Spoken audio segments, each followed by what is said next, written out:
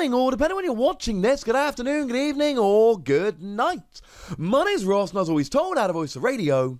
So today, I am here to show you a rather phenomenal new, Pokemon tool card that we're going to be getting in Sword and Shield. It's called Balloon, and it's going to see a huge amount of play. Our translation here comes from the lovely Joe over at Cerebi.net, / me mucking about on Google Translate, which, to be fair, is a pairing that's been working quite well, thank you very much. Let's not mess with a good thing. So what does Balloon do? You attach it to a Pokemon, and its retreat cost is reduced by 2. Yeah, this is another one of those cards I told you was coming. As a side note, right, my anonymous Japanese source, everything that they told me that we made videos about, it's all, literally all come true. Go my anonymous Japanese source. Once again, I can take very little credit for it, but still kind of happy. Go Japanese source. So essentially what we're doing is reducing our retreat cost by 2. And frankly, as it stands, we need this card. We absolutely need this card.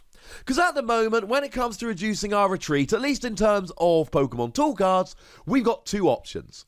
We've got U-turn board, and we've got escape board.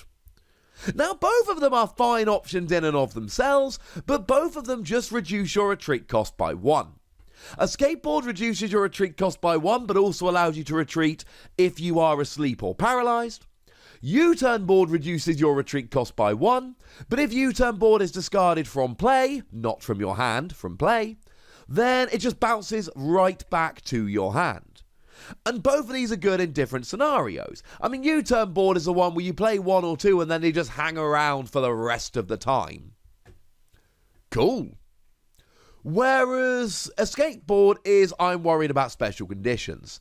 I mean, really, the number one reason to use escape board as it stands at the moment has just been Jirachi. And Jirachi's amazing.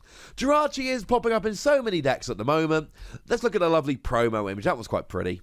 It lets you look at the top 5 cards of your deck. If it's in the active, find a trainer, put it in your hand.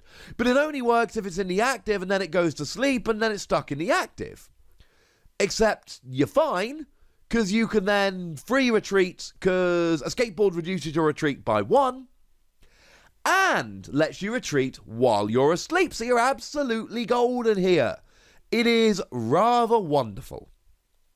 But the problem is there are so many Pokemon out there that just don't fit into this. There are so many Pokemon that have a retreat cost of more than 1, and that's kind of awkward. So I showed you Wobbuffet V the other day.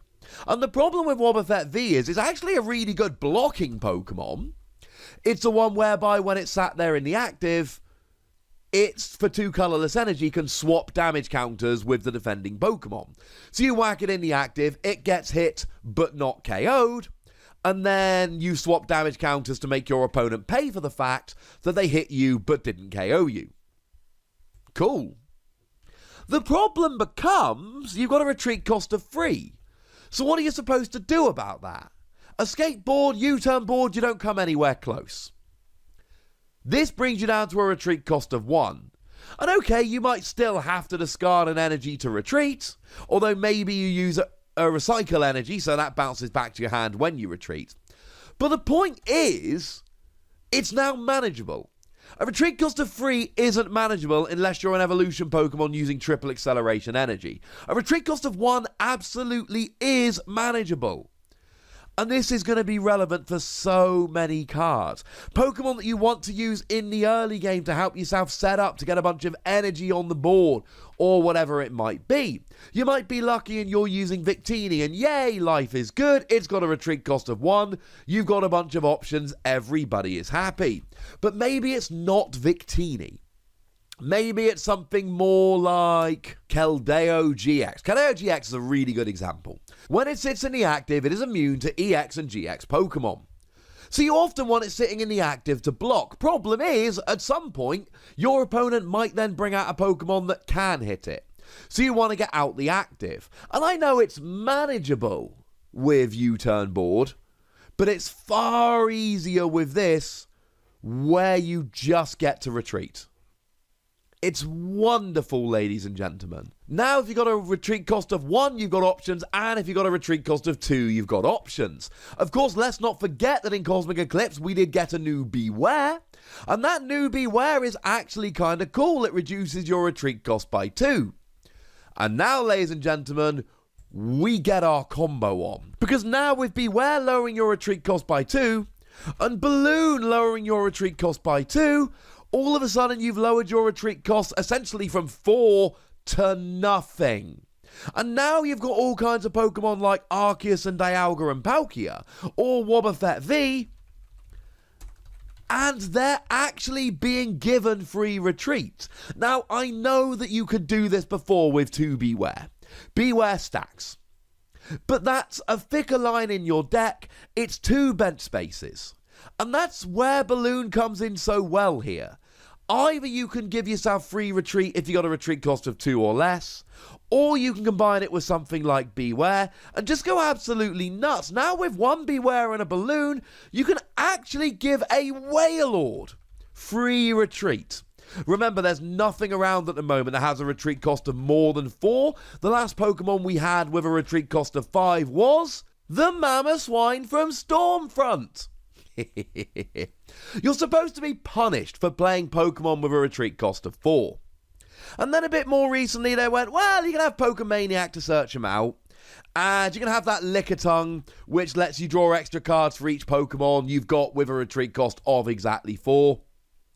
And I tell you what, you can also have Buff Padding, which gives you an extra 40 HP if you've got a retreat cost of 4. But that's your lot. Well, now, what should be the major downside of having a retreat cost of 4, the fact that it's hard to retreat, all but goes away. And I know, like I said, we can do this with double Beware, but the fact is no one's playing Beware. And the reality is, going forward, very few people will probably play Beware. But now we've got the option. Now we can have that free retreat. Now we've got the tool. And it really does depend on the deck that you're using. If you're playing Jirachi, there's no chance you're using anything other than a skateboard. A skateboard's too gosh darn good. If you want to try and save a little bit of space in your deck, U-turn board is still the best option, because you can play 2 copies of that and you'll probably get more use out of it than you would 4 copies of something like Balloon. But if you've got a retreat cost of more than 1, it's kind of a moot point anyway. If you're relying on Pokemon with a retreat cost of more than 1, you kind of have to go for this. And we're in a weird situation now, because for a while, we had really good Pokemon tools. We had Floatstone, which gave you free retreat. Obviously, no one's comparing this to Floatstone, alright?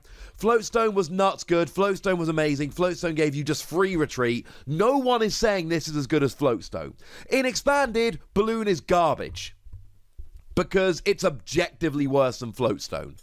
But in Standard, we don't have Floatstone, so that's a moot point. But we had it for a while, and it was really, really good. And we had Choice Band, and that was amazing. And everyone was playing these tools. And then they rotated, and we don't have great tools right now. Like, we've got a skateboard, and, I don't know, psychic decks like Spell Tag, and there's a few running around, but none are amazing. I showed you Vitality Band the other day, the new tool that lets all of your attacks do an extra 10 damage, which again is just an objectively worse version of Muscle Band, but it's the best we've got. And I'm aware that we're basically left with rubbish Muscle Band and rubbish Floatstone, but we need to compare these cards not to what we have had in the past, but what we do have now. And these really are going to be the tools going forward. Now, like I've said, there are some specialist tools for specialist decks that people are going to use. But outside of that, these are the ones. And it amuses me that they are literally just objectively worse versions of cards we've had in the past, and it doesn't matter.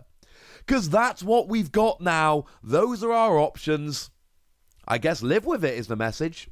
For now, ladies and gentlemen, let's go ahead and give this 5 Wassies. I know it's a rubbish version of Floatstone, but you are going to see this tool everywhere. It's not going to see any play in Expanded, but in Standard it's just what we need. I'd like to know if you're going to play it though. I'd like to know which Pokemon you're going to be retreating with this, so let me know in the comment section. Go nuts! Be nice. And then make sure you like this video, subscribe to this channel, follow me on Twitter at TheWassy, and Twitch for some live action at twitch.tv/PTCGRadio. If you want to support the channel, get some bonus podcasts and all that, head on over to patreon.com/PTCGRadio, where you can do exactly that.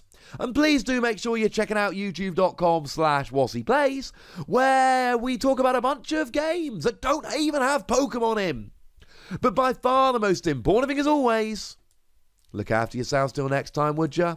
Thank you very much for watching. My name's Ross, and you've been watching PTCG Radio.